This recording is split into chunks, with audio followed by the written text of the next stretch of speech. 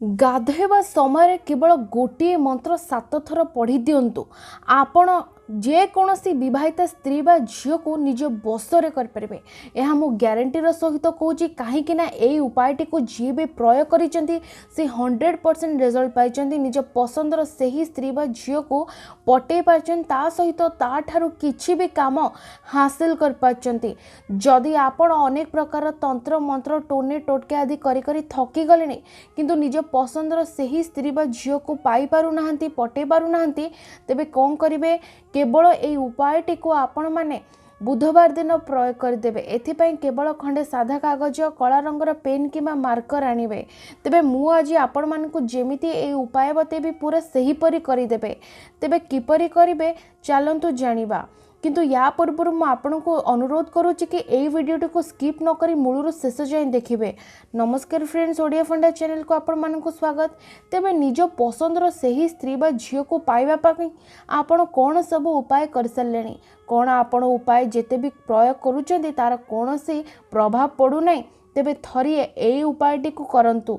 जी केही भी निज प्रेम रे असफल होउचंदी से निश्चित रूपे सफल हेबे। ए विधि करिबा पई देखंतु कौन से विशेष सामग्री मठारे आनी नै।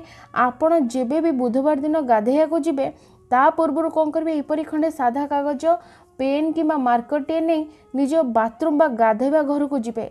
सेठा को गला परे आपण कौन करेंगे गोटे कुंडरे किंबा बाल्टी रे भल भाव में पानी भर्ती करनेबे। आउ तापरे मु ए कागज रे जहा लिखिबी जेमिति लिखिबी आपण माने मध्य लिखिदेबे। तेबे सर्वप्रथमे आपण एई कागज ऊपर लिखिदेबे सही स्त्री बा झियर ना जहा को आपण बसीभूत करबा को चाहुचंती।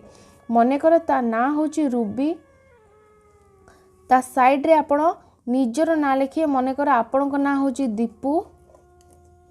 एही पर लिखला परे आपण रूबी ना तळे लिखिबे बसंग, दीपू ना तळे लिखिबे बस्यम। आपण माने देखि पारुथिबे स्पष्ट। तापरे कोन करिवे तळे गोटिए जंत्र करिवे। एही परी लंबालिया गोटे जंत्र करिवे। आकु आपण टोटल समुदाय 6टी घर रे भाग करदेबे। या भितरे कौन लिखिबे मु आपनको बतौछि।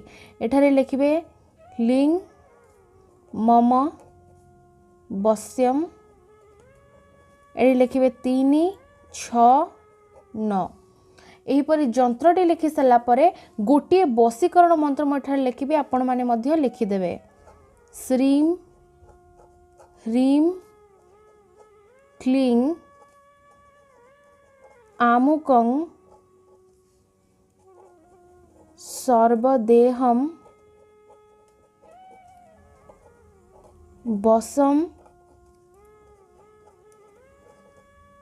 करोति करोति। तेबे मैं आपन को पाखरो देखि दउछि। आपण माने चाहिले स्क्रीनशॉट मध्य करि पारंती। एही परि संपूर्ण जिनस लिखिला परे आपण कोन करिवे से जो पानी बाल्टी को सामना रे रखिबे एवं तापरे आपण से पानी को अनेकी प्रथमे से स्त्री बा झियर नाटी को 11 थर पढ़िबे। रूबी रूबी रूबी एही परि 11 थर उच्चारण करि सारिबा परे निज नाटी को आपण मध्य 11 थर पढ़ी नेबे। प्रथमे झियो बा स्त्री रो ना तापरे निजर ना को 11 थर उच्चारण करिकी पढ़िबे। तापरे कौन करिवे से पानी रे आपण हाथ बुड़ेबे। हाथ बुड़े की बाहर करिवे एवं तापरे कौन करिवे ए जंत्र को ध्यान सहित लक्ष्य करिकी अनेबे 2-3 मिनिट एवं निज मन रे थिबा जे कोनोसी काम माने जहा भी इच्छा आपण से स्त्री बा झियोटारो हासिल करिया को चाहउछन्ती काम आदाय करिया को चाहउछन्ती ताको निज मन रे पूरा ध्यान पूर्वक भाबिबे कौन से काम आपण चाहउछन्ती से स्त्री निजे निजे आसी करू। तापरे आपण कौन करिवे ए मंत्रटी को उच्चारण करिवे। देखंतु श्रीम ह्रीम क्लीं आमुकं सर्वदेहं वशं करोति करोति। एठारे आमुकं जगह आपण सही स्त्री बा झियोर नाटी को उच्चारण करिवे।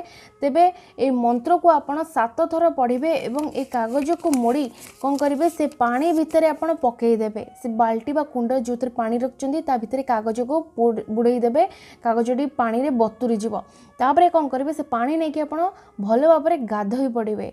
ए कागजटी को आपण सेही परे जो बाथरूम नला रे ढालिकी पकई देबे।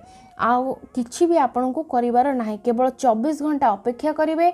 देखिबे आपणकर सब इच्छा पूर्ण हेबो। मने रखंतु ए उपायटी को केवल आपण बुधवार दिन प्रयोग करिवे। समय होउची केतबेले भोर 4टारू आरंभ कर सकाळ 10टा मध्य एई विधिटी को आपण माने प्रयोग करि परिबे। धन्यवाद।